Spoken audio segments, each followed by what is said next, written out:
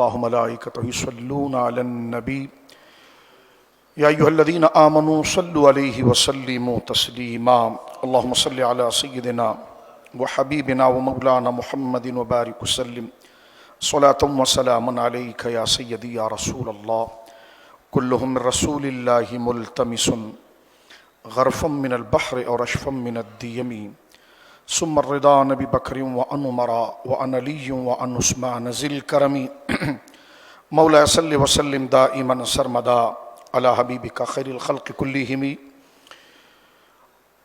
رمضان شریف کے درس تراویح کے اندر گزشتہ سالوں میں ہم نے قرآن کی تاریخ اور قرآن مجید فرقان حمید کو مرتب کرنا اور اس میں صحابہ کرام رضوان اللہ علیہ مجمعین کی خدمات، حضرت سیدنا صدیق اکبر کے دور میں قرآن کو جمع کیا جانا اور حضرت عثمان غنی ذی النورین رضی اللہ تعالیٰ عنہ کے دور میں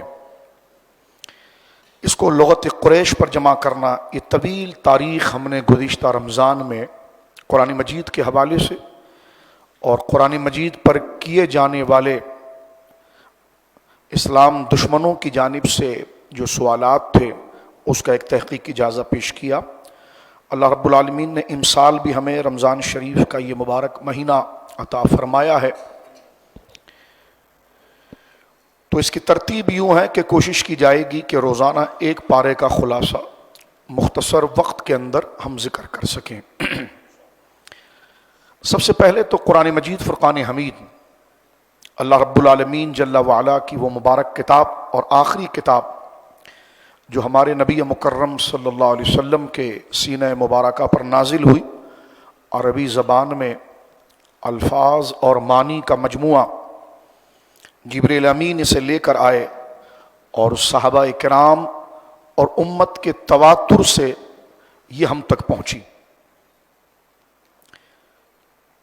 اجماع امت اسلام کے اندر بڑی اہمیت رکھتا ہے کہ جس پر امت، جس بات پر ساری امت اکٹھا ہو جائے، شریعت مطہرہ کے اندر اس کا مقام شرعی دلیل کے اعتبار سے ہوتا ہے۔ قرآن کریم کو اترتا ہوا ہم نے نہیں دیکھا، وحی کا نزول میں نے اور آپ نے نہیں دیکھا، لیکن اس کی سچائی کہ یہ اللہ کا کلام ہے اور ہمارے ہاتھوں میں اگر یہ موجود ہے تو یہ وہی کلام ہے جو اللہ نے اپنے محبوب کے سینے پر بصورت وحی کے نازل کیا۔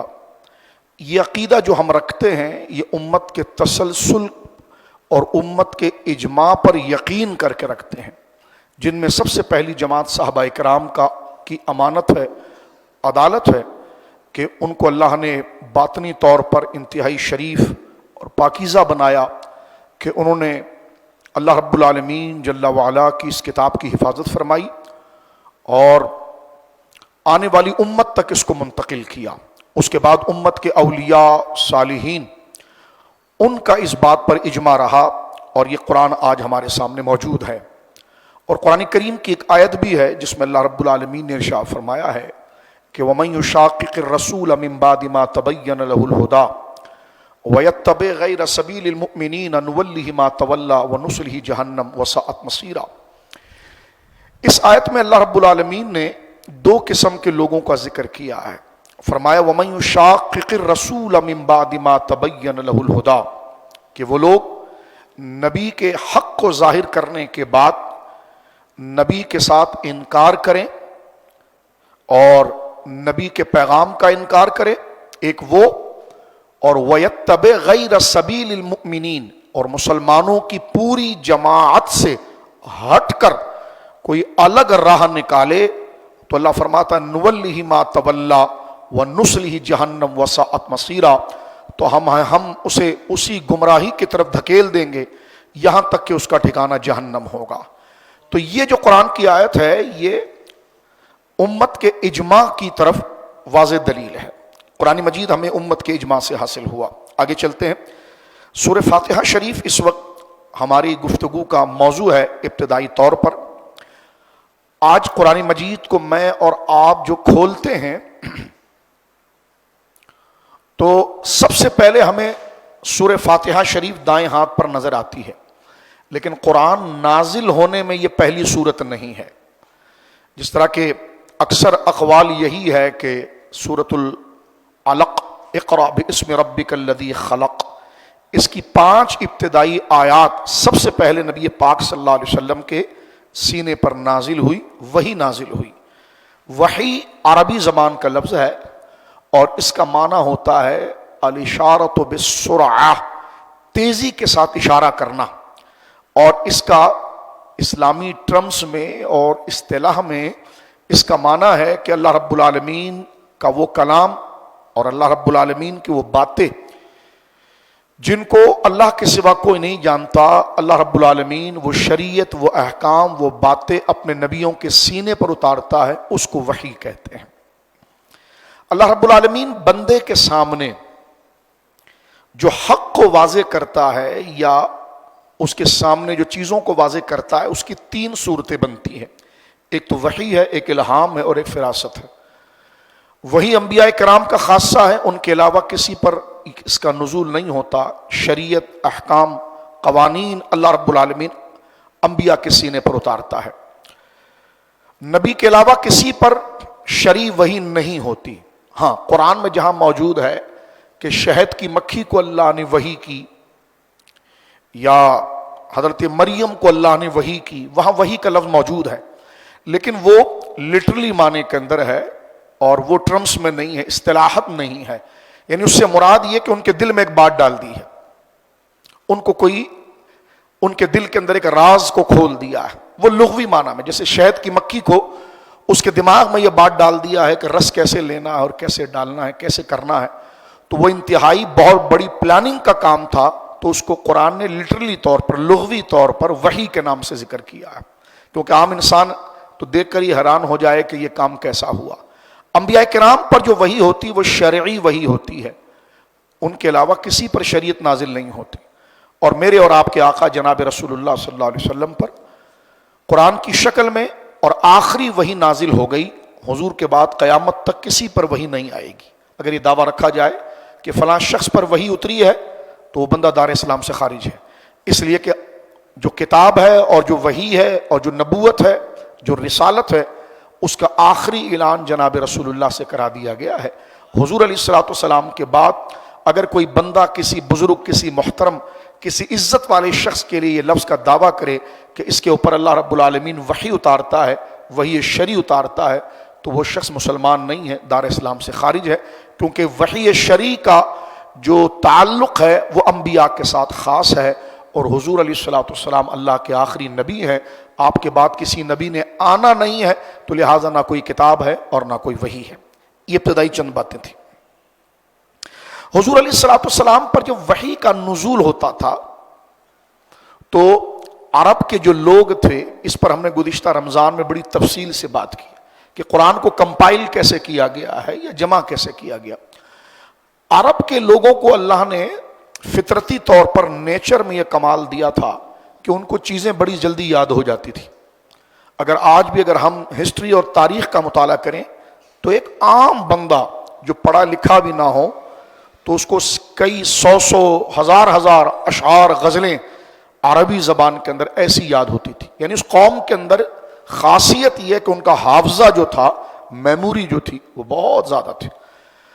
اور پھر حضور علیہ الصلوۃ والسلام کی صحبت میں جب صحابہ کرام آئے اور ایمان کی دولت انہیں ملی، آج اگر ایک کن ذہن غبی جس کا حافظہ کام نہ کرے وہ حضور پر درود پڑھے، شریعت کی پابندی کرے، تو اللہ اس کو حافظے کی دولت دے دیتا ہے۔ تو صحابہ کرام ایک تو عربی ہیں، یعنی فطرتی طور پر وہ حافظے کے مالک ہیں، دوسرا پھر حضور پر ایمان، حضور کی ذات کی تاثیر نے آپ اندازہ لگا سکتے ہیں کہ ان کے اندر حفظ کی طاقت کو کس قدر بڑھا دیا ہوگا۔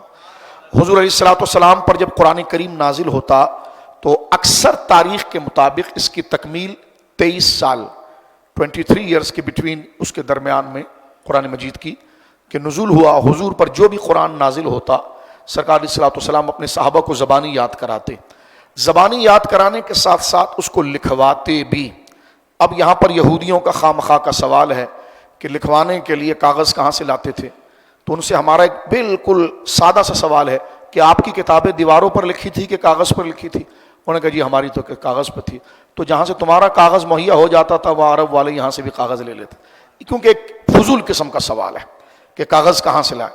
کتابت قرآن پر ہم نے گزشتہ رمضان, اگر آپ شوق رکھتے ہیں تو جا کر دیکھیں, اس پر جتنے اعتراض تھے قرآن کے اوپر وہ ہم نے تفصیلاً پورے 30 دن لگا کر اس کا ڈیٹیل کے ساتھ جواب دیا ہے, اور وہ چیز وہاں پر موجود ہے, اور وہ ہمارا موضوع نہیں ہے کیونکہ ہم صرف ایک خلاصہ ذکر کرنے کے لیے بیٹھے ہیں. ایک بات, لیکن یہ ضمناً چیز اس سے کنیکشن رکھتی ہے تو یہ ہم نے آپ کی خدمت میں ذکر کر دیا. حضور علیہ الصلوۃ والسلام پر بیک وقت کئی صورتیں ایک ساتھ اترتی تھی.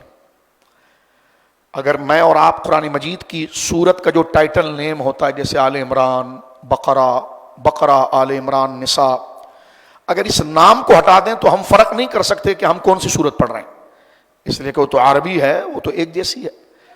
اس کا ادراک اور اس کو صرف حضور سید عالم اینالائز کر لیتے تھے اور اللہ آپ کو بتا دیتا تھا. اور حضور پر بیک وقت سورہ نساء اتر رہی ہے مدینے میں, تو المائدہ بھی اتر رہی ہے, تو احزاب بھی اتر رہی ہے, تو حضور سید عالم پر ایک ساتھ صورتیں اترتی تھی.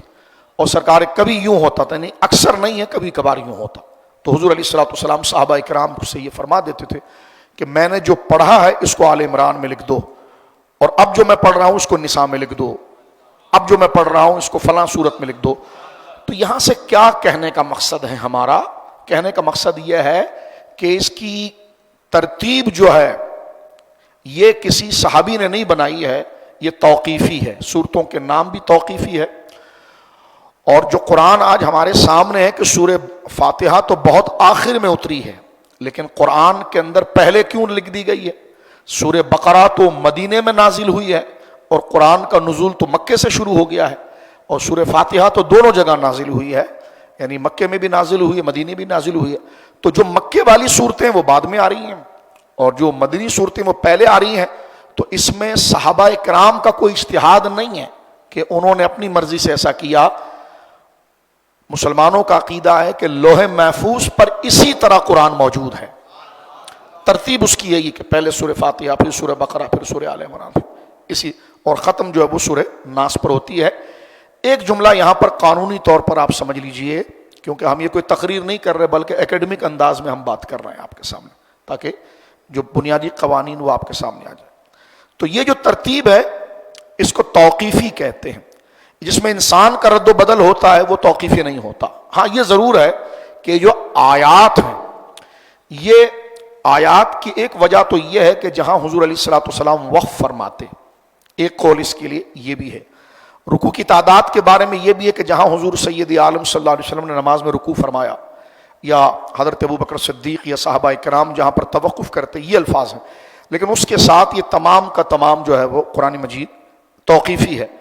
قرآن کی آیات کتنی ہے, فلاں کتاب میں اتنی لکھی گئی, اس میں اتنی لکھی گئی, صورتوں کی تعداد کتنی ہے, اس پر جتنے سوالات ہیں وہ ڈیٹیل کے ساتھ ہم نے لاسٹ ایئر جو گزرا ہے اس میں ہم نے سوال کے ساتھ پیش کر دیے. سورہ فاتحہ ہمارے سامنے ہے اور ہم سمجھ چکے ہیں کہ یہ کیا ہے. تو اس کی تقریباً 7 کے قریب آیات ہیں, 7 آیات ہیں, اور یہ ترتیب قرآن میں سب سے پہلی یہ سورت ہے. اور یہ سورت وہ ہے جو ہر نماز میں ہر رکعت میں پڑھی جاتی ہے,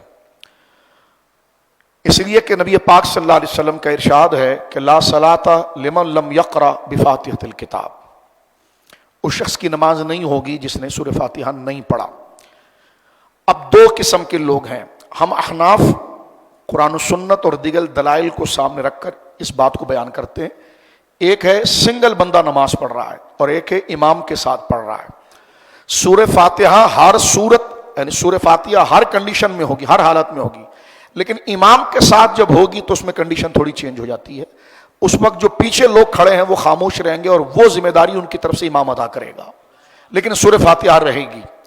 ہاں اکیلا آپ پڑھ رہے ہیں, سنتیں پڑھ رہے ہیں, نوافل پڑھ رہے ہیں, کبھی جماعت نہیں ہوئی تو اکیلا فرض پڑھ رہے ہیں, تو ہر رکعت کے اندر بالخصوص فرض کی جو 4 رکعتیں ہیں تو پہلی جو 2 رکعتیں ہیں اس کے اندر آپ کو سورہ فاتحہ, صرف سورہ فاتحہ پڑھنا یہ واجب ہے, اس حدیث پاک سے جو حضور علیہ الصلوۃ والسلام نے ارشاد فرمایا. لیکن دوسری جگہ حدیث موجود ہے, نبی پاک نے فرمایا انما جعل الامام لیتم بہ, امام اس لیے بنایا جاتا ہے کہ لوگ اس کی اقتداء کرے. تو فاذا کبر فکبروا, جب امام تکبیر کہے تو تم بھی تکبیر کہو. واذا قرأ فانصتوا, مسلم شریف, جب امام قرات کرے تو تم خاموش رہو. اور یہ امام اعظم کی دلیل ہے کیونکہ احادیث میں آئی اور یہ قرآن کے کہنے کے بالکل مطابق ہے, قریب ہے اس بات کے, کیونکہ سورہ مزمل کے اندر یہ الفاظ موجود ہے فقرؤوا ما تیسر من القرآن, کہ جہاں سے تمہیں آسان ہو وہاں سے قرات کر لو. تو لہٰذا مطلق قرات فرض ہوگی. اللہ نے یہ نہیں کہا کہ تم نے سورہ فاتحہ ہی پڑھنا ہے, فرمایا جہاں سے تمہیں آسان ہو. اب سورہ فاتحہ بھی قرآن ہے, قل هو اللہ احد بھی قرآن ہے, یعنی غیر سورہ فاتحہ وہ بھی جو ہے وہ قرآن ہے. تو مطلق اگر کسی نے کھڑے ہو کر نماز ادا کی, سورہ فاتحہ نہیں پڑھ سکا, اس نے ڈائریکٹ قل اللہ پڑھ کے رکوع میں چلا گیا, تو فرض تو اس کا ادا ہو گیا کہ تلاوت اس نے کر لی ہے, لیکن وہ سجدہ سہو کرے گا اس لیے کہ مطلق تلاوت فرض تھی اور سورہ فاتحہ پڑھنا واجب تھا, تو ترک واجب کی وجہ سے وہ سجدہ سہو کرے گا. اس کی دلیل کیا ہے؟ قرآن کریم کی آیت ہے. تو یہ وہ صورت ہے جو ہر نماز کے اندر, ہر رکعت کے اندر واجب ہے پڑھنا. یہ 7 صورتوں پر ہے. اس کا مقام کیا ہے؟ ایک بڑی مبارک حدیث میں پڑھنے جا رہا ہوں, حدیث قدسی ہے, مسلم شریف. یہ مسلم شریف میرے سامنے ہے. یوں تو میں نے کوشش کی ہے کہ اب جتنے بھی جمعے آ رہے ہیں اس سال, تو میں ہر سال ہر جمعے کو قرآن کی کسی آیت کے ساتھ ہی جوڑتا ہوں, تاکہ آہستہ آہستہ ہمارے پاس عام زندگی میں وقت ہوتا ہے تو ڈیٹیل کے ساتھ ہم قرآن کو سمجھ سکیں. تو اس سال بھی الحمدللہ جتنے جمعے گئے ہیں تو اس میں ہم نے کوئی نہ کوئی آیت کا ایک انتخاب کرتے ہیں اور پھر اس کو ڈیٹیل کے ساتھ اس کی تفصیل کو بیان کرتے ہیں. انشاءاللہ العزیز رمضان شریف میں اس کے بعد پھر ہم بالاستیعاب قرآن کی تفسیر جمعے کے اندر شروع کریں گے, زندگی رہی تو. یہ مسلم شریف میرے سامنے ہے اور اس کا حدیث نمبر ہے 878. مسلم شریف حدیث قدسی ہے. حدیث قدسی اس حدیث کو کہتے ہیں, آسان انداز میں سمجھ لیجئے, کہ جو بات اللہ رب العالمین کی ہو اور جبریل امین آ کر حضور کو بتائیں. تو حضور علیہ الصلوۃ والسلام ارشاد فرماتے ہیں, راوی کہتے ہیں سمعت رسول اللہ صلی اللہ تعالی علیہ وسلم, ہم نے رسول مکرم صلی اللہ علیہ وسلم سے یہ سنا, یقول, سرکار یہ فرما رہے تھے, قال اللہ تعالی, اللہ نے مجھ سے یہ بات کی ہے کہ قسمت الصلاۃ بینی و بین عبدی نصفین. اللہ رب العالمین جل وعلا نے یہ ارشاد فرمایا ہے کہ میں نے نماز کو اپنے اور اپنے بندے کے درمیان تقسیم کر دیا ہے. یہ حدیث پاک, میں نے نماز کو اپنے اور اپنے بندے کے درمیان تقسیم کر دیا. پہلے میں عربی کی پوری حدیث پڑھ دیتا ہوں, پھر ترتیب سے اس کا ترجمہ کرتے ہیں. قسمت الصلاۃ بینی و بین عبدی نصفین ولعبدی ما سأل فإذا قال العبد الحمد للہ رب العالمین قال اللہ تعالی حمدنی عبدی وإذا قال الرحمن الرحیم قال اللہ تعالی اثنى علی عبدی فإذا قال مالک یوم الدین قال مجدنی عبدی قال مرة ففوض الی عبدی فإذا قال إياك نعبد وإياك نستعين قال هذا بيني وبين عبدي ولعبدي ما سأل فإذا قال اهدنا الصراط المستقيم صراط الذين أنعمت عليهم غير المغضوب عليهم ولا الضالين هذا لعبدي ولعبدي ما سأل. اللہ اکبر. یہ حدیث پاک مسلم شریف کے اندر موجود ہے. رسول کریم صلی اللہ علیہ وسلم نے ارشاد فرمایا کہ اللہ رب العالمین نے فرمایا کہ میں نے نماز کو اپنے اور اپنے بندے کے درمیان تقسیم کر دیا ہے. یعنی جب بندہ الحمدللہ رب العالمین پڑھتا ہے تو اللہ تعالیٰ کی طرف سے آواز اور ندا آتی ہے کہ میرے بندے نے میری حمد بیان کی, اور جب بندہ کہتا ہے الرحمن الرحیم پڑھتا ہے تو اللہ تعالیٰ کی طرف سے ندا آتی ہے میرے بندے نے میری ثنا, میری تعریف کی. اور جب بندہ مالک یوم الدین پڑھتا ہے تو اللہ کی طرف سے ندا آتی ہے کہ میرے بندے نے میری واز و جلالت بیان کی, یا بندے نے اپنے آپ کو میرے سپرد کر دیا. اور جب بندہ کہتا ایاک نعبد و ایاک نستعین تو اللہ تعالیٰ کی طرف سے ندا آتی ہے کہ یہ میرے اور میرے بندے کے درمیان مشترک ہے, یعنی عبادت صرف میری کی جائے گی اور ہر مشکل میں مدد کے طلبگار بندے کی مدد کی جائے گی. اور جب بندہ کہتا ہے اہدنا الصراط المستقیم سے لے کر ولا الضالین تک پڑھتا ہے تو چونکہ یہ کلمات دعا ہیں اور بندہ اللہ تعالیٰ کی طرف سے صراط مستقیم پر قائم و دائم رہنے کی دعا مانگتا ہے تو اللہ تعالیٰ کی طرف سے ندا آتی ہے کہ یہ میرے اور میرے بندے کے درمیان ہے, اور اس نے جو مجھ سے سوال کیا میں نے اس کو عطا کر دیا. سورہ فاتحہ بہت برگزیدہ سورت ہے. وہ بڑے مشہور واقعہ جو بخاری شریف کے اندر موجود ہے، صحابہ اکرام کا ایک قافلہ جا رہا تھا اور انہوں نے کہیں پر پڑاؤ کیا تو ان کو پتا چلا کہ جناب اس گاؤں کے جو بڑے ہیں یا اس قبیلے کے جو بڑے ہیں ان کو سانپ نے ڈس لیا ہے. تو انہوں نے اعلان کیا کہ بھائی اگر کوئی دم کر سکتا ہے تو وہ آئے اور وہ دم کر دے. دم کا ثبوت بھی یہاں سے دم کر دے. تعویذ گلے میں لٹکانا کیسا ہے اس پر ہم نے گزشتہ سال بیان کر دیا ہے، وہ الگ عنوان کے ساتھ ہے، اس کو آپ دیکھ سکتے ہیں. اس طرف جائیں گے تو یہ بات رہ جائے گی. تو جب دم جائز ہے تو لکھ کر ٹنگانا بھی جائز ہے، اس میں کیا حرج ہے؟ ہاں، جن احادیث میں لکھ کر ٹنگانا منع کیا گیا اور زمانے جاہلیت کی عادت کی وجہ سے شرک قرار دیا تو کامن سینس ہے کہ اس میں کفریہ کلمات تھے، بتوں کے نام تھے. لیکن جہاں قرآنی آیات ہوں تو اس میں کوئی حرج نہیں ہے. صحابہ کرام میں حضرت عبداللہ ابن عمر کا عمل ہے جو جامع ترمذی شریف کے اندر ہے کہ وہ نظر کا دم جو ہے وہ بچوں پر دم بھی کرتے تھے اور لکھ کر ان کے گلوں میں بھی ڈالتے تھے. تو سورہ فاتحہ کے متعلق یہ ہے کہ جب یہ ہوا کہ جناب اس قبیلے کے اندر اس کے کسی ان کے جو سردار تھے یا وڈیرے تھے ان کو سانپ نے کاٹ لیا تو انہوں نے اعلان کیا کہ بھائی اگر کوئی دم کر دے تو بڑی مہربانی ہوگی. انہوں نے کہا دم ایسا نہیں کریں گے، دم کریں گے تو تم آپ یہ کرو کہ ہمیں تمہارے یہ مویشیوں میں سے 100 مویشیاں چاہیے.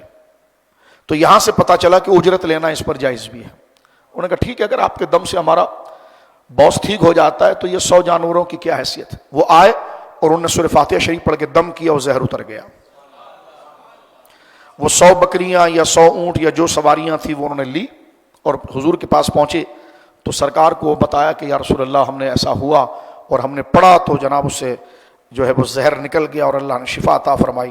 تو سرکار نے مسکرا کر فرمایا یہ سورت تمہیں سکھائی کس نے تھی؟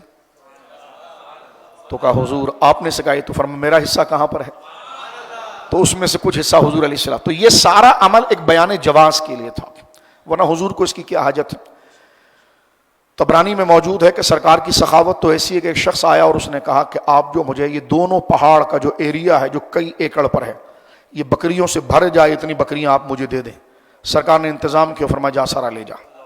وہ اپنے گھر گیا، اس نے کہا کہ جناب محمد جو ہیں صلی اللہ علیہ وسلم اتنا دیتے ہیں کہ ان کو غربت کی کوئی فکر ہی نہیں ہوتی ہے. تو واقعی میں یہ اللہ کے نبی ہیں، وہ خود بھی مسلمان ہوا اور لوگوں کو لے کر مسلمان ہوا. تو یہ سرکار دو عالم صلی اللہ علیہ وسلم کی سخاوت ہے کہ میرے کریم سے ایک قطرہ کسی نے مانگا، دریا بہا دیے ہیں، دربے بہا دیے. صحیح مسلم شریف کی اس حدیث سے خوب اندازہ مسلمانوں کو ہونا چاہیے کہ سورہ فاتحہ پڑھتے ہوئے بندہ خدا کے کتنے قریب ہو جاتا ہے. بولیے سبحان. شاہ صاحب یہاں تشریف لائیں کہ بندہ جو ہے وہ سورہ فاتحہ پڑھتے ہوئے کتنا قریب ہو جاتا ہے. تو اس درس کو ذرا فیلنگ کے انداز میں، محسوس کے انداز میں بھی سمجھیے. سورہ فاتحہ شریف کے کئی نام ہیں.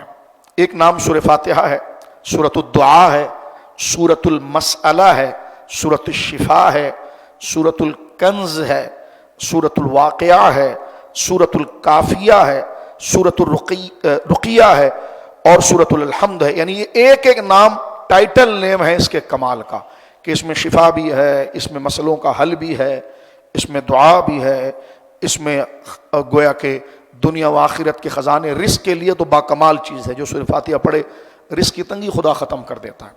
شفا کے لیے لاجواب ہے، بندہ اپنا عمل بنا لے پانی پر دم کر کے پی لے سے، یہ شفا ہے. کافیہ ہے، یعنی ہر چیز سے بندے کو مستغنی کر کے مکمل پروٹیکٹ کرتی ہے. یہ بڑی باکمال صورت ہے. اور فرمائیے اس کے نام ہے، اس میں اللہ تعالیٰ کی حمد اور اس کی عظمت اور اس کا بیان ہے. عبادت کا حقدار صرف اللہ رب العالمین کی ذات ہے، یہ اس کا ذکر ہے. دعاؤں کا ذکر ہے اور خاص طور پر اس میں جو ہے وہ جامع ترین الفاظ کے اندر ان تمام چیزوں کو ذکر کر دیا گیا کہ جس کو بندہ اپنے رب سے متعلق جس کا جاننا اور جس کا سمجھنا جو ہے وہ بندے کے لیے لازم اور ضروری ہے. اس کے بعد جو سورت ہے وہ سورۃ البقرہ ہے. یہ قرآن کریم کی سب سے بڑی سورت ہے. اللہ ہمیں وقت دے تو ہم ڈیٹیل کے ساتھ کبھی اس کو سمجھیں. یعنی یہ وہ مبارک سورت ہے کہ جس میں اسلام کے سارے مسائل جمع کر دیے گئے.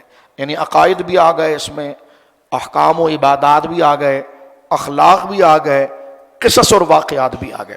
واقعات بھی بڑی کثرت کے ساتھ اس سورت کے اندر ہیں. اور واقعات کیونکہ ہماری انسان کی فیلنگ یہ ہوتی ہے کہ وہ واقعات کے ذریعے موضوع پر جلدی اعتماد کرتا ہے، سچے واقعات کے ذریعے. اور اللہ رب العالمین نے خود اپنے محبوب سے ارشاد فرمایا کہ حبیب ہم نے سارے انبیاء کے واقعات آپ پر اتارے ہیں لنثبت بہ فؤادک، تاکہ اس کے ذریعے آپ کا دل سچائی میں اور مضبوط ہو جائے۔ یہاں سے پتہ چلتا ہے کہ صالحین اور انبیاء کے واقعات دلوں میں یقین کو پیدا کرتے، کیونکہ ظاہر سی بات ہے ہماری میموری میں جو چیزیں ہوں گی بندہ اسی چیز کو قبول کرتا ہے، ایکسیپٹ کرتا ہے، اور انسان فطرتاً نقال ہے، کہتے ہیں نا کہ خربوزہ خربوزے کو دیکھ کر رنگ بدلتا ہے، تو انسان فطرتاً مقلد ہوتا ہے، اس کے دماغ میں جس قسم کی معلومات ہوتی ہیں اسی کے شوق کی طرف وہ جاتا ہے۔ تو قصے اور واقعات بصورت کے وہ سچے ہوں تو قرآن کریم کا ایک بہت بڑا حصہ انبیاء کے قصوں پر ہے، اور ان قصوں میں صرف محض قصہ نہیں ہے، ان قسموں میں آزمائش کے وقت صبر کا طریقہ بھی سامنے آ جاتا ہے، ملنے والی نعمت کے وقت شکر کا طریقہ بھی آ جاتا ہے، دین کے خلاف یا بندے کے کسی عمل کے خلاف کوئی حالات اگر اس کی طبیعت کے خلاف ہو جائے تو عبادت پر قائم رہنا، رب کی رضا پر قائم رہنا، وہ اسٹرگل جو ہے وہ تمام چیزیں ہمیں نظر آتی ہیں، جیسے حضرت موسیٰ کا قصہ ہے، اور قرآن میں سب سے زیادہ قصہ جس کا بیان ہوا ہے وہ حضرت موسیٰ ہے۔ اس کی ایک وجہ صرف یہ ہے کہ حضرت موسیٰ کی امت کا نیچر اور ہمارا نیچر یہ بہت زیادہ ایک دوسرے سے مماثل ہے اور قریب ہے۔ اللہ اکبر۔ ان میں بھی لالچ و حرص بہت ہے، اس میں بھی لالچ و حرص بہت ہے۔ ان میں بھی حق کی بات سننے کے بعد باہر اگر کوئی للچائے طور پر بدکاری کو رکھے تو ساری بات بلا کر ادھر لپک جانا، یہ جو عادت ہے وہ بدقسمتی سے اس امت کے اندر بھی صلاحیت کی ہوئی ہے۔ تو اس لیے حضور سید عالم کو سامنے جو لوگ تھے ان کا نیچر بالکل بنی اسرائیل کی طرح تھا، حضرت موسیٰ کی قوم کی طرح تھا۔ تو نبی پاک صلی اللہ علیہ وسلم فرماتے ہیں میرا رب میرا استاذ ہے جو میری تربیت کرتا ہے کہ میں نے کیا کرنا ہے کیا نہیں کرنا ہے۔ تو یہ واقعات حضور کے لیے اس لیے اتارے ہیں تاکہ اللہ رب العالمین اپنے محبوب کی تربیت کرے، اور اپنے محبوب کی تربیت کے ذریعے محبوب مکرم جو ہے وہ ساری خدائی کی تربیت کرے۔ سورۃ البقرہ اس کی ابتدا جو ہے وہ حروف مقطعات سے ہوتی ہے۔ حروف مقطعات کا معنی سادہ سے یہ سمجھ لیجئے، قطع قطع، کٹے کٹے حروف۔ اب دیکھیں نا الف لام میم، علم نہیں پڑھتے آپ، الف کو الگ پڑھتے ہیں، لام کو الگ پڑھتے ہیں، میم کو الگ پڑھتے ہیں، لیکن آگے آپ دیکھیں ذالک الکتاب، زال کو ذالک الکتاب زال لام کاف کو ملا کر نہیں پڑھتے، ذلک نہیں پڑھتے آپ یا ذلک نہیں پڑھتے، بلکہ اس کو اعراب کے ساتھ پڑھتے ہیں ذالکا۔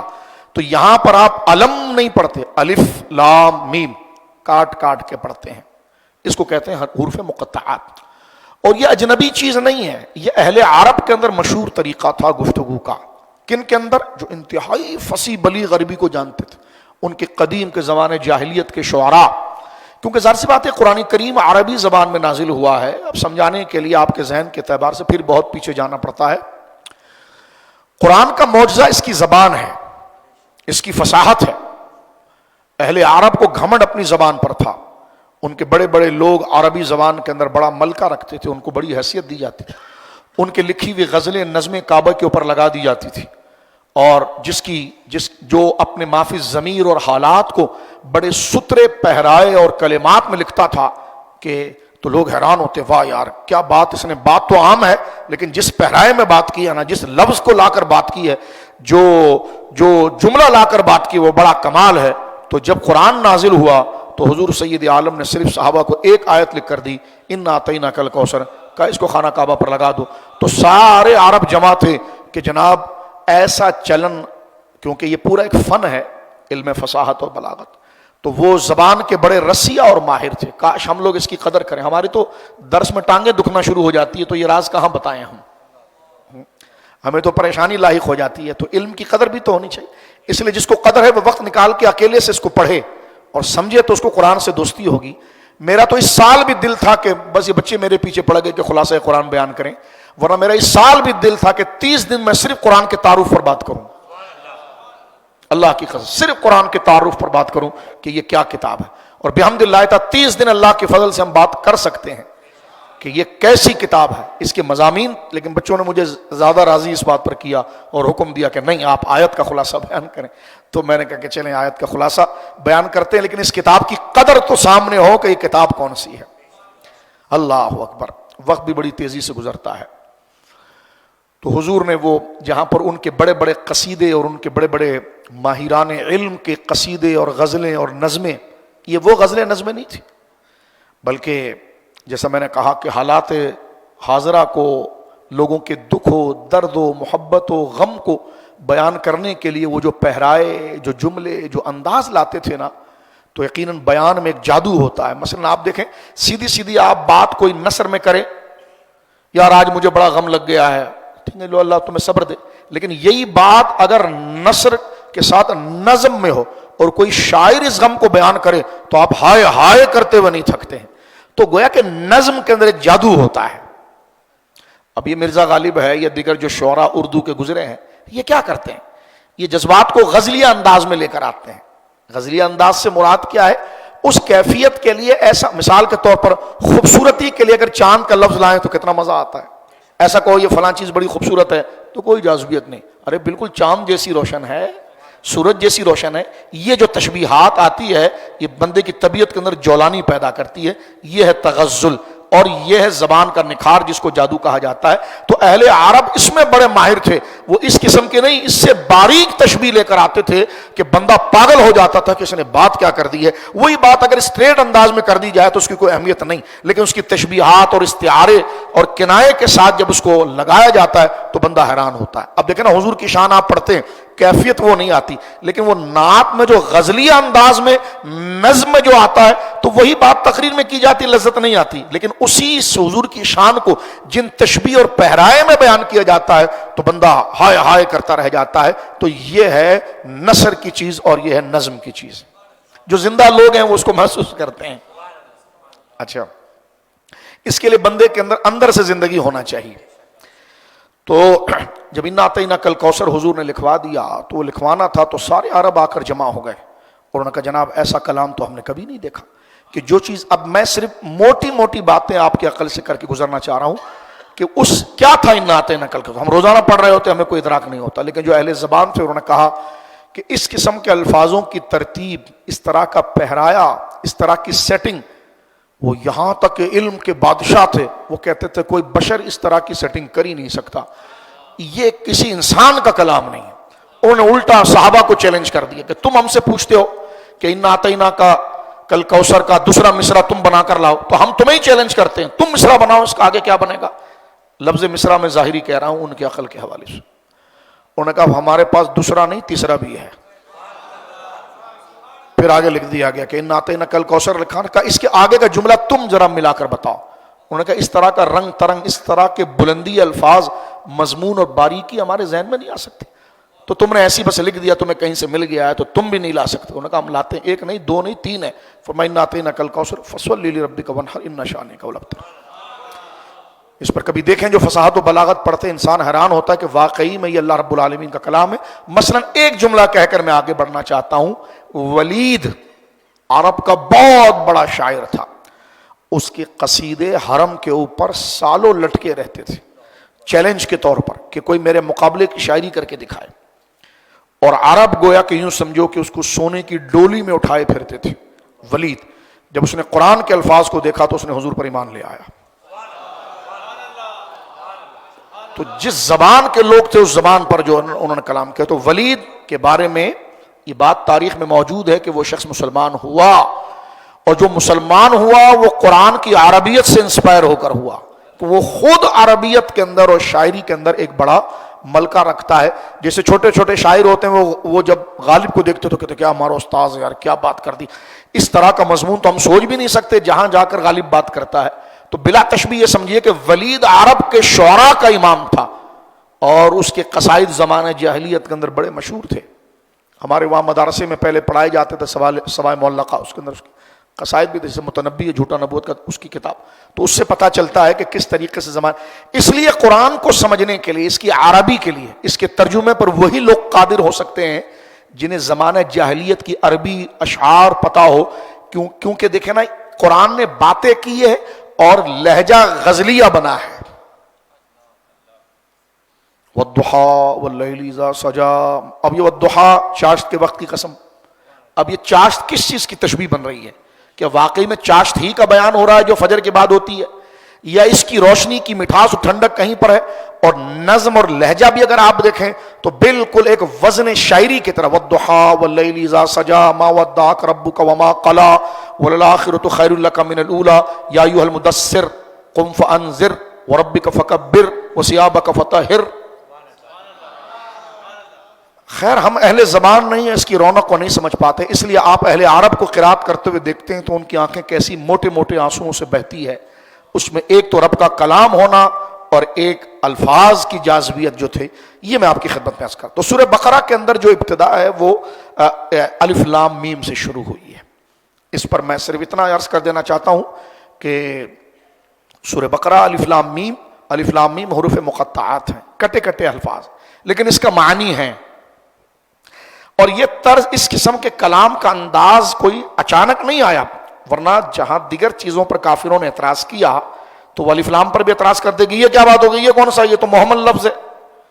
محمد لفظ اس کو کہتے ہیں جس کا کوئی معنی نہیں ہوتا، جیسے آپ کہتے ہیں روٹی ووٹی، روٹی شوٹی، پانی وانی، تو پانی کا تو ایک معنی آپ کے دماغ میں ہے، بہتی ہوئی چیز، لیکن وانی کوئی چیز نہیں۔ تو جو لفظ کہتے ہیں جو چیز زبان سے نکلے وہ اپنا ایک کوئی تصور اور حقیقت رکھتی ہے، جیسے روٹی بولتے ہیں تو ذہن میں ایک تصویر آ جاتی ہے، ووٹی سے کوئی تصویر نہیں ہے، وہ ایک محمد لفظ ہے، وہ لفظ ما یتلفظ بہ الانسان، زبان سے نکلا ہے وہ، لیکن اس کا کوئی معنی نہیں ہے۔ تو جس لفظ کا معنی نہ وہ محمل اور بیکار ہے، تو الف لام میم کا ایک معنی ہے۔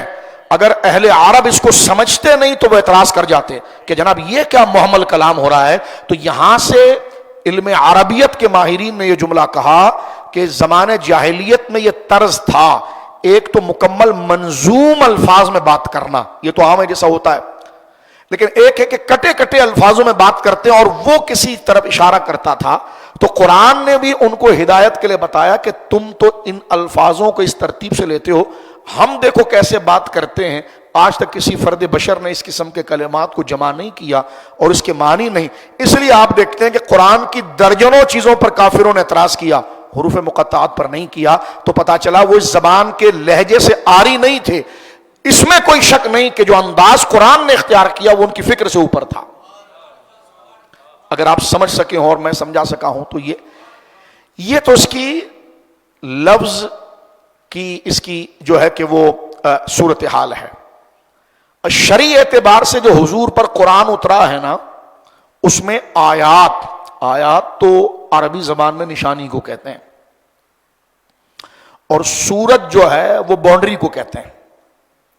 سورت کا معنی تھا باؤنڈری، جہاں سے آپ نے اپنے حد باندھی ہے، بس سورت کہتے ہیں باؤنڈری کو، اور آیات کہتے ہیں نشانیوں کو جس میں حق کو واضح کیا جائے۔ بات کو یہاں سمیٹتے ہیں کیونکہ آگے دیگر پروگرام بھی ہے۔ حضور سید عالم صلی اللہ علیہ وسلم پر جب قرآن نازل ہوتا، آیات نازل ہوتی، تو بیان مسئلہ اور بیان وضاحت کے اعتبار سے اس کی دو کیفیت ہوتی۔ ایک اتنی واضح بات ہوتی تھی کہ جس کو پڑھ کر بندہ فوراً سمجھ جائے، ان آیات کو کہتے ہیں محکم، اور اس کی جمع محکمات جو آگے سورہ آل عمران میں۔ محکمات قرآن کی ان آیات کا معنی ہے کہ ترجمے سے ہی آپ کو سمجھ میں آ جائے گا بات کیا ہو رہی ہے۔ اور ایک آیات ہے متشابہات، تشبہ، کہ اس میں آپ کو کنفیوژن رہے گی، یار یہ بھی معنی تھا، اس کے اور ڈیپ میں یہ بھی معنی ہو سکتا ہے، اور ڈیپ میں، یعنی حقیقت اتنے پردوں کے اندر ہے۔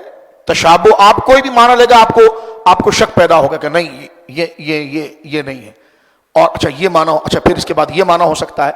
تو یہ دو قسم کی آیات قرآن کے اندر ہے، ایک ہے آیات محکمات اور ایک آیات متشابہات۔ پوری شریعت اور لا اسلام کا جس میں آیا ہے وہ محکمات میں آیا ہے، اور عقل بھی یہ چاہتی تھی کہ اگر ایسی آیات میں اللہ توحید کو بیان کرے، رسالت کو بیان کرے، آخرت کو بیان کرے، نماز روزہ زکوٰۃ کو بیان کرے، جس کا لفظی بندے کو سمجھ میں نہ آئے تو یہ تو بالکل عجیب سی بات ہوگی۔ تو جس میں اسلام بیان ہوا ہے، اسلامی تعلیمات بیان ہوئی ہے، وہ محکمات ہے، بالکل قل اللہ احد، بالکل واضح جی، ابھی کوئی متشابہات، بالکل اللہ الصمد، اللہ بے نیاز، بالکل واضح، بالکل جناب جو یہ بات۔ لیکن کچھ آیات متشابہات ہیں جس کا معنی بہت پردے میں ہے اور اس کو اللہ کے سوا کوئی نہیں جانتا، لیکن اللہ رب العالمین اس کو کشادہ کرتا ہے راسخون فی العلم میں، کہ جن کو قرآن کے ساتھ مزید رسوخ اور گہرائی ہوتی ہے، اور وہ اس کی طلب کے پیچھے پڑتے ہیں. راسخین فی العلم، راسخون فی العلم، علم کے اندر زبردست عالم، اور وہ رب کے قریب ہونے کے لیے اس کے کلام کو جاننے کی کوشش میں رکھتے ہیں، تو اللہ ان کے دلوں سے پردہ ہٹاتا ہے اور ان کو وہ روشنی پڑ جاتی ہے. راسخون فی العلم، اور وہ راسخون فی العلم کو بھی یہ مقام تو حضور کے قدموں کی وجہ سے ملتا ہے. تو جو راسخون علم ہے وہ متشابہات کے علم میں پہنچ جاتے ہیں. تو یہ سارا فیضان تو چمک تجھ سے پاتے ہیں سب پانے والے. تو حضور علیہ الصلوۃ والسلام آیات متشابہات سے الیاذ باللہ آپ کے لیے عدم علم یا آپ کا علم نہ ہونا، کوئی دیوانہ اور پاگل ہی اس قسم کی بات کر سکتا ہے. ایک بات یہاں پر ملا جیون نے بڑی پیاری کی ہے، وہ بھی کر دوں تاکہ بات مکمل ہو جائے. ملا جیون رحمۃ اللہ علیہ، ان کا نام ہے شیخ احمد رحمۃ اللہ علیہ، بہت بڑی شخصیت ہے. اللہ اکبر. حضرت اورنگزیب رحمۃ اللہ علیہ کے استاذ ہیں. یہ اورنگزیب رحمۃ اللہ علیہ کو پڑھایا بھی ہے، بعد کے بڑے بڑے لوگوں کو پڑھایا ہے.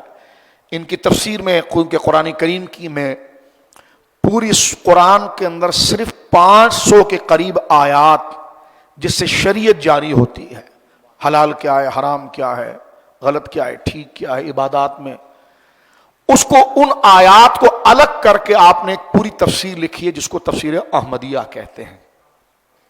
تفسیرات احمدیہ. آپ کا نام احمد تھا، ملا جیون آپ کا لقب ہے. ملا اس زمانے میں متبحر عالم کو کہتے ہیں، جیسے قاضی القضاء، مفتی اعظم، ہمارے وہاں یہ مشہور ہوا ہے. اس زمانے کے اندر لفظ ملا جو ہے یہ علم کے منتہا پر پہنچے ہوئے متبحر علماء. ملا عبد الحکیم سیالکوٹی رحمۃ اللہ علیہ، حاشیہ بیضاوی جو علم بلاغت کے امام ہے. تو یہ ملا جیون رحمۃ اللہ علیہ سارے ایک ہی وقت کے ہیں، جس میں حضرت میاں میر شریف جو لاہور میں آرام فرما رہے اللہ کے ولی، یہ سب ایک ہی بیچ کے علماء ہیں اور ایک ہی بیچ کے یہ اولیاء ہیں. تو ملا جیون رحمۃ اللہ علیہ کی کتاب ہمارے مدرسوں میں بھی پڑھائی جاتی ہے، نور الانوار. وہ پڑھانے والا استاد اندازہ لگاتا ہے کتنی دقیق کتاب ہے. اس میں صرف جواب چل رہے ہوتے ہیں، سوال خود نکالو بس. یعنی وہ کتاب اس طرز پر لکھی اصول پر کہ جناب اس میں جوابات ہیں، استاد محنت اور مطالعہ کر کے سوال نکالتا ہے کہ ملا جیون کس سوال کا جواب دے رہے ہیں. یعنی آپ دیکھیے کہ علم کا رسوخ کتاب لکھنے کا انداز بتاتا ہے کہ ان کے علم کی گرمی اور اٹھان اور پختگی کتنی ہے.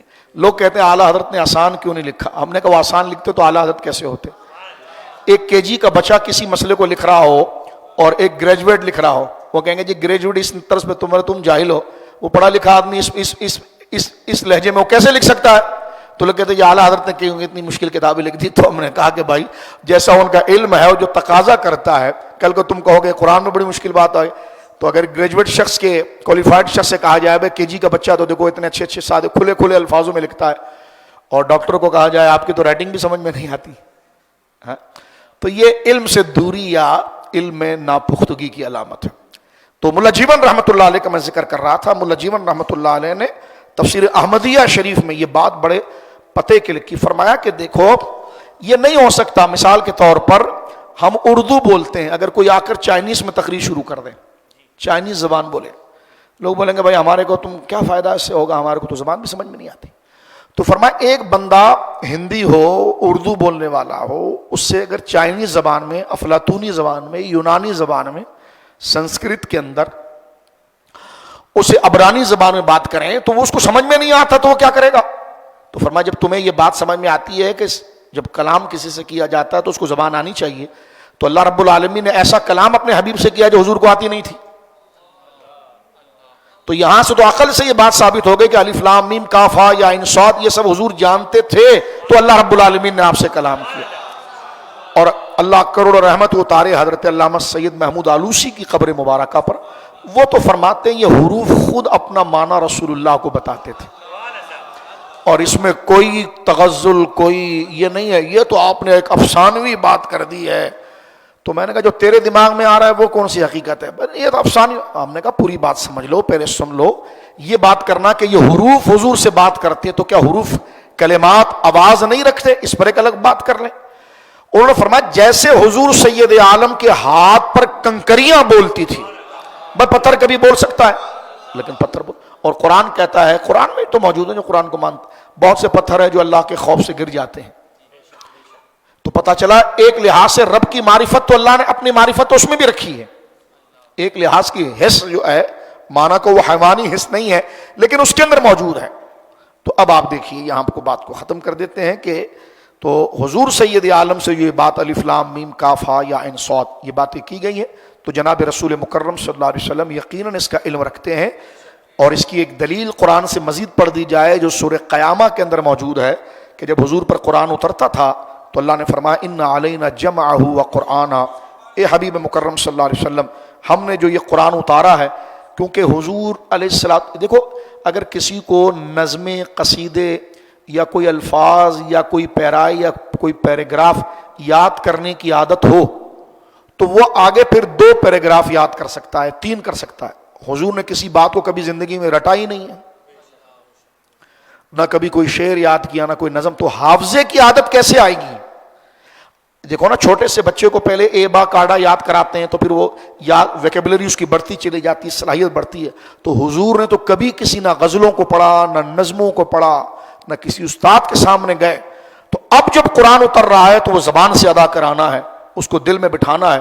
تو دل میں بٹھانے کے لیے اس کو رٹنا ضروری ہے، اور رٹنے کی عادت آپ کے مزاج مبارکہ میں نہیں ہے. اگر رٹنے کی عادت لائے تو آپ کی نبوت پر اعتراض کھڑا ہوگا کہ شاید یہ بھی آپ نے کہیں سے رٹا ہوا ہے. تو رٹنے کی سرے سے علم کا جو طریقہ ہے گیجول گویا کہ طریقہ ہے جو ایک معمول کا طریقہ ہے، وہ تو حضور کے پاس نہیں ہے، کبھی حضور نے نہیں کیا. تو اللہ نے فرمایا حبیب آپ بے فکر رہیے، ان علینا جمعہ، آپ کے سینے میں قرآن کو ہم خود جمائیں گے، وقرآن، اور آپ کی زبان سے ہم خود پڑھوا دیں گے.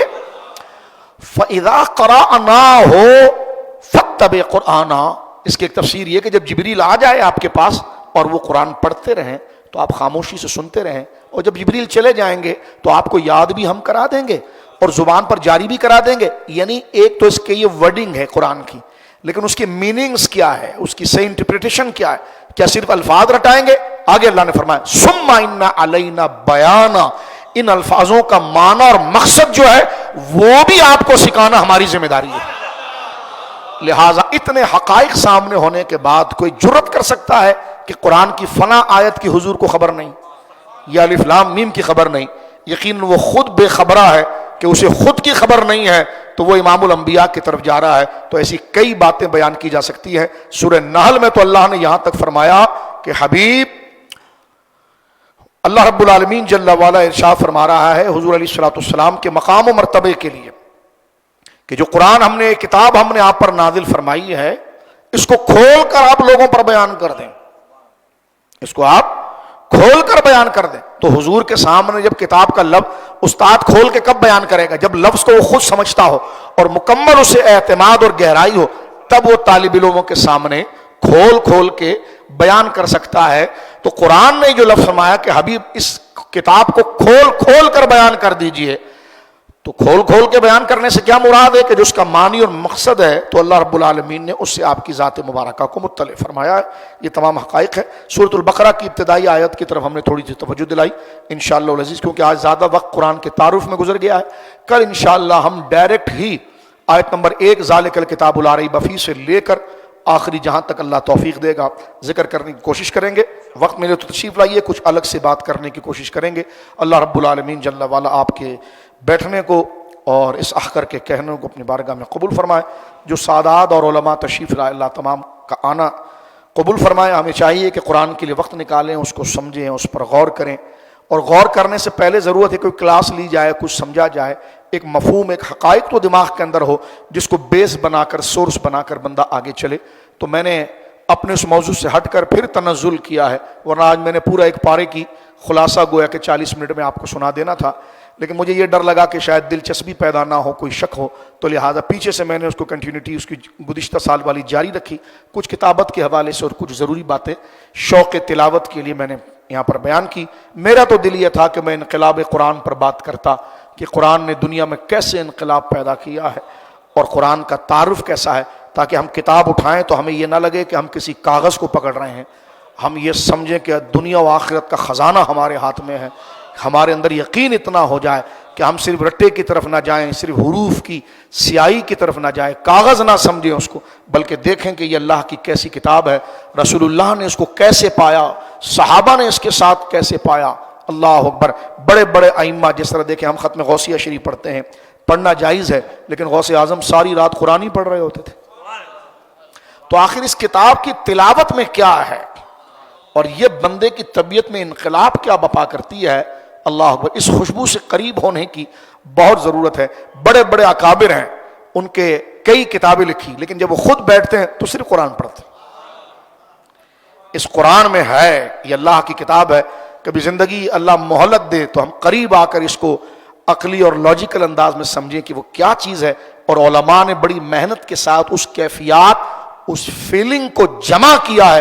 آخر ولید کے اندر کس چیز نے جذبہ بنایا کہ سالہ سال کی مذہب کو چھوڑ دیا، اور اتنے تلامذہ اس کے شاگرد تھے، خود وہ عرب کے اندر ایک بڑا رئیس امرائے شعراء میں سے تھا، تو قرآن میں ایسی کیا جاذبیت تھی جس کو دیکھ کر اس پر انقلاب ہوا۔ میں نے گزشتہ سال قرآن کی کچھ غیبی بشارات پر، فتح روم وغیرہ پر بھی آپ کی بات کی تھی۔ یہ وہ صرف ایک اشارے ہماری طبیعت اور ہمارا جتنی سطح ہے اس حوالے سے، تاکہ ہمیں پتہ چلے کہ یہ زندہ جاوید کتاب ہے، اور یہ اللہ رب العالمین جل وعلا کی کتاب ہے، اللہ کا کلام ہے، جس کا موضوع انسان ہے، اور انسان کی صلاحیتوں کو بیدار کرنے، اس کو سمجھ دینے، فکر دینے، اسے پرواز دینے کے لیے یہی کتاب کی تلاوت، اس میں تدبر، اس میں غور اور فکر گویا کہ ہے۔ اللہ رب العالمین جل وعلا ہمیں عمل کی توفیق دے۔ کل انشاءاللہ کنز الایمان کے حوالے سے میں ترجمے میں کچھ اعلیٰ حضرت کی باتیں آپ کے ساتھ کرنے کی کوشش کروں گا۔